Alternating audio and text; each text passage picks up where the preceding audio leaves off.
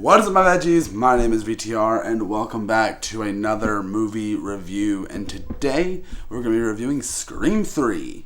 Scream 3 is a oddity to me.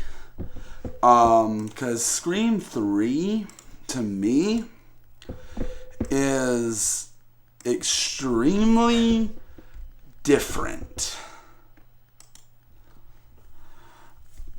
I feel like a lot of this is like it's the worst one of the trilogy, of the first bit of the trilogy. Obviously, it's not a trilogy anymore with two of the movies, but this movie was definitely a weaker film in comparison. Yes, this movie brings back much more of the meta-ness, and I do like that, but at the same time, it's nowhere near as clever as the first film, or even the little bit that we get in the second one. I'm not a big fan of... Actually, I hate the freaking voice thing they do. Like, well, we don't even have anything like that today, let alone in 1995, or whenever this came out. 1995, I think. 2000, sorry. Let alone 2000. Like, this movie was just straight up the worst one of the franchise. And I know this movie was originally conceived as a trilogy, and I'm not a big fan of the fact of kind of negating, or whatever the word is. Kind of like some characters' motivations kind of change and things like that because of...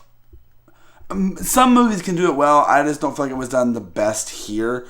But at the same time, it was the entire plan, so I have to kind of suspend some disbelief there. Let's get into some of the positives though that I do have with the movie. There are even though most of the stabbings, I do like the kills in this movie. One of my favorite kills isn't even a stab. We get to see Sydney being a lot more of a... Sorry, my mic fell. We get to see Sydney being a lot more of a Sorry, my mic just fell. I don't know why that happened. We get to see Sydney being much more of an awesome protagonist and everything, and we learn more about her mom and how all that happened, and that's interesting a bit. And there's like some stuff where we're like so it's like, there's like one thing that's really bothered me is like, is Sid hallucinating some of this stuff, or did all this actually happen? Like it's a really confusing thing for me at certain points in the film, which does take me out of the movie a little bit, and I'm like, oh, like how does that? Why is that? And it is weak. It is definitely a weaker film in comparison. Also with some of the characters in this movie, the character of the lady that is supposed to play Gail in Stab 3 in the movie, that lady is just obnoxious. Patrick Warburton is in this movie for a bit for some reason. Don't know why that was. There's some very dumb character decisions in the movie. Where like there's this thing like they're printing out a script for a new movie. The killer is, and then he's straight up like, and they're like, because like they're gonna like blow up the house or something like that, and like the dude's like, I gotta go back in and see. I'm like, what?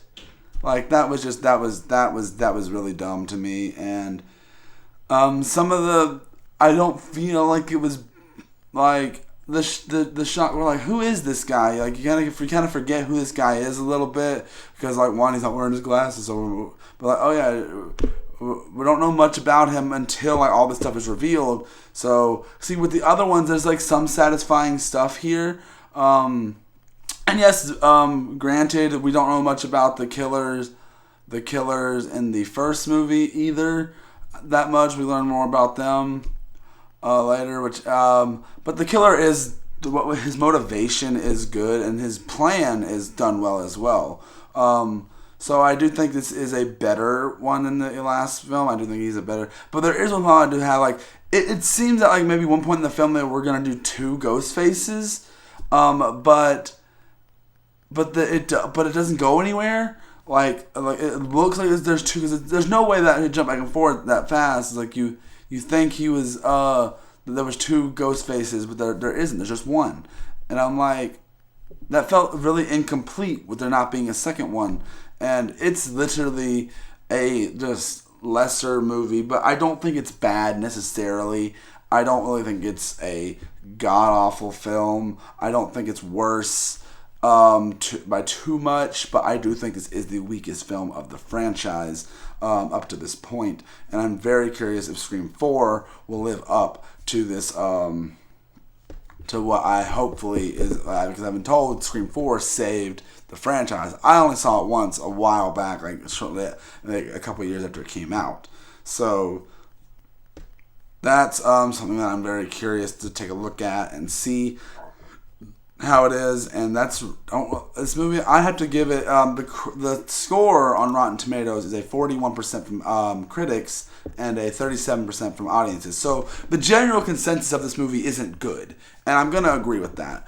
But maybe my logic is a tad bit flawed or anything like that. It's legit something that just doesn't sit well with me throughout most of the film, and especially that one thing that it shouldn't make me hate the movie as much as it does, but the freaking voice thing, it's such a big part of the plot. It makes me extremely angry, the fact that we have to deal with that for a majority of the film, and it's legit something that is just completely ridiculous in my opinion, and I really think that it shouldn't have been done the way it was done, and legit just annoys the heck out of me. But I'll give it a 2.5 out of 5. I don't think it's awful, and I would rewatch this.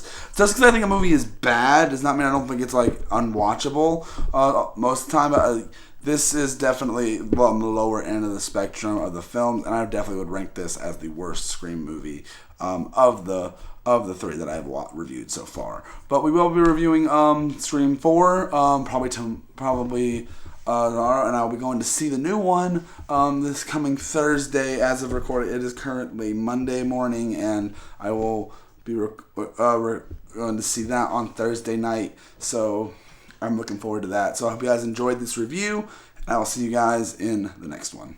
Bye!